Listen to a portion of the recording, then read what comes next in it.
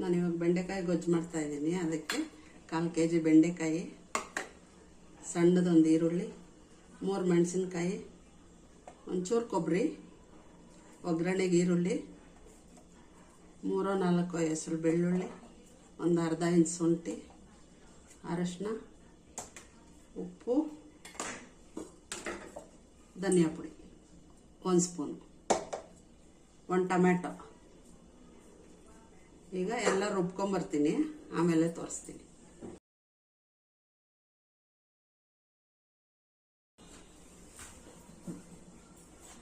ಈಗ ಸ್ವಲ್ಪ ಕೊತ್ತಂಬರಿ ಸೊಪ್ಪು ಹಾಕ್ಕೊಂಡು ರುಬ್ಕೊಂಬರ್ತೀನಿ.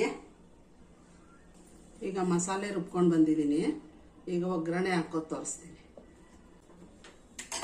ಒಂದು ಪಾತ್ರೆ ಇಟ್ಟು ಸ್ಟವ್ ಹಚ್ಕೊಂಡು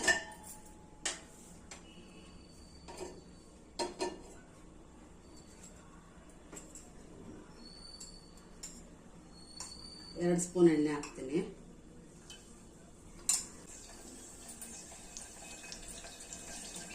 ಸ್ವಲ್ಪ ಸಾಸಿವೆ, ಈರುಳ್ಳಿ,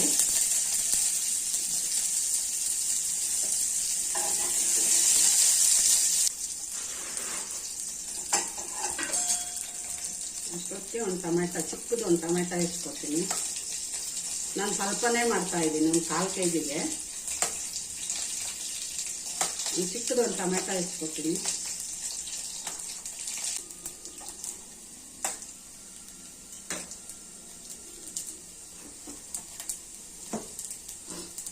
ಈಗ ಟೊಮೆಟೊ ಹಾಕ್ತೀನಿ.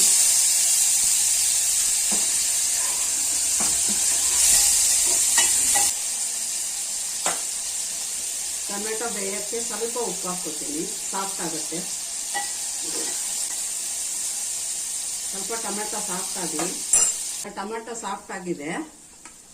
ಮಸಾಲೆ ಹಾಕ್ಕೋತೀನಿ.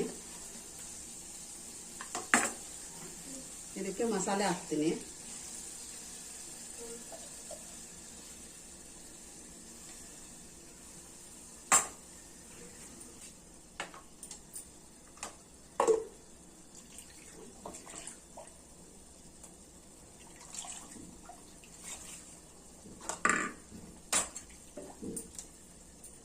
ಮಸಾಲೆ ಬೇಯಕ್ಕೆ ಸ್ವಲ್ಪ ನೀರು ಹಾಕೋಬೇಕು.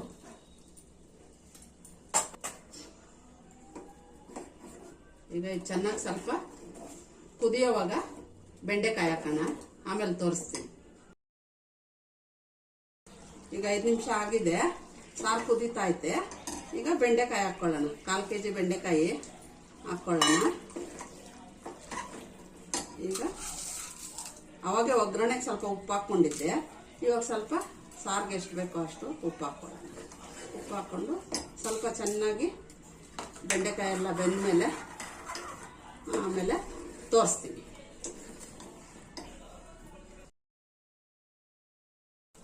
ಈಗ 5 ನಿಮಿಷ ಬೇಯಕ್ಕೆ ಬಿಟ್ಟಿದ್ದೆ. ಈಗ ಬೆಂಡೆಕಾಯಿ ಎಲ್ಲ ಚೆನ್ನಾಗಿ ಬೆಂದಿದೆ. ಈಗ ಸಾರು ರೆಡಿಯಾಗಿದೆ. ಇದು ಸರ್ವ್ ಮಾಡ್ತೀನಿ ಇವಾಗ. ಈಗ ಬೆಂಡೆಕಾಯಿ ಗೊಜ್ಜು ರೆಡಿಯಾಗಿದೆ. ಇದು ಮುದ್ದೆಗೆ, ಅನ್ನಕ್ಕೆ, ಚಪಾತಿ, ದೋಸೆ ಇದಕ್ಕೆಲ್ಲ ಆಗುತ್ತೆ. ತುಂಬ ಚೆನ್ನಾಗಿರುತ್ತೆ.